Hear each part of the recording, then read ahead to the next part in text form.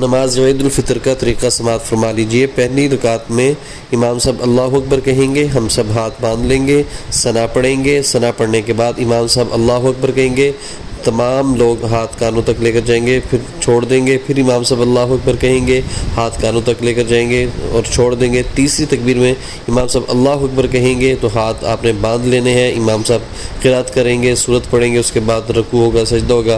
फिर दूसरी रकात के लिए खड़े हो जाएंगे। इमाम साहब पहले क़िरात करेंगे, उसके बाद फिर इमाम साहब तकबीरात कहेंगे। पहली तकबीर कहेंगे, हाथ कानों तक ले जाकर छोड़ देने हैं। दूसरी तकबीर कहेंगे, हाथ कानों तक ले जाकर छोड़ देने हैं। तीसरी तकबीर कहेंगे, हाथ कानों तक ले जाकर छोड़ देने हैं।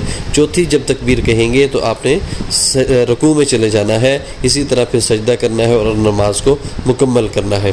बाकी आप ये चार्ट है, इससे भी आप अंदाज़ा लगा सकते हैं कि ईद की नमाज को किस तरह अदा करना है। शुक्रिया।